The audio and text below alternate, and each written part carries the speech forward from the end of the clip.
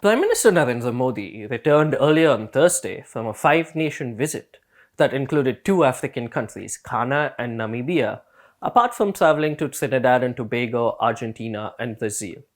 In Namibia, the Indian Prime Minister pitched for India as an alternative development partner for Africa, calling for a future marked by dialogue, equity, and cooperation, in a message that is seen as a veiled contrast with China's resource-driven engagement with the continent. Modi's Africa push comes as India seeks to expand its diplomatic footprint on the continent, where China has invested billions of dollars in infrastructure and mining projects in exchange for access to natural resources. New Delhi has opened at least 17 new missions in Africa since 2018 and successfully pushed for the inclusion of the African Union in the G20 during India's presidency of the group in 2023. The sale of defense platforms is another key area of interest for India in Africa. To Namibia, India offered a line of credit for the purchase of defense equipment. Last year, of the 4 new defense attachés announced by India, 3 were to African nations, namely Ethiopia, Mozambique, and the Ivory Coast. The visits to Ghana and Namibia this year builds on his visit to Nigeria last year in an attempt to diplomatically strengthen India's position in a continent that has seen the entrance of China and Russia as developmental partners in recent years. France, the US, and the UK, all long-standing partners in Africa, have recently seen their influence decline.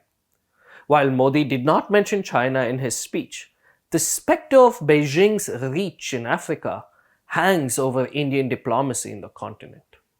In his address to the National Assembly of Namibia, Modi highlighted the $12 billion that India has invested in development projects across Africa. The Indian Prime Minister highlighted that Africa must not be just a source of raw materials. Why? Beijing, for nearly 2 decades, has lent heavily to African nations in complex deals that give access to natural resources in specific nations. Between 2000 and 2021, China roughly lent $56.9 billion to 19 emerging economies across the world for mining projects in minerals such as copper, lithium, nickel, cobalt, and rare earth elements, according to aid data. As early as 2008, China signed a resource for infrastructure deal with the Democratic Republic of Congo, where Beijing's Export-Import Bank of China agreed to lend $5.6 billion in development funding in return for its mining companies to pick up a majority stake in a joint venture, the Sino-Congolese des Mines. Exim Bank provided a further $2 billion in financing to this joint venture to build a copper-cobalt mine in the Lualaba province in the Democratic Republic of Congo. This mining site is said to have roughly 10% of the total copper and cobalt reserves in the Democratic Republic of Congo, according to aid data. Such deals are common across the continent, a point that Modi tried to underline during his address. Despite New Delhi's interest in expanding strategic engagement with Africa, the India-Africa Forum Summit, the largest gathering of African heads of state with the Indian leadership, has not been held in a decade. The forum, which is the official platform for India-Africa ties, was started in 2008 and was meant to be held every 3 years.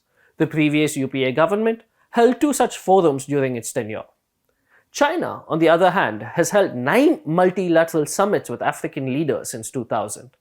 The Forum on China-Africa Cooperation, or the FOCAC, has been held 9 times, including by video link in 2021 at the height of COVID-19.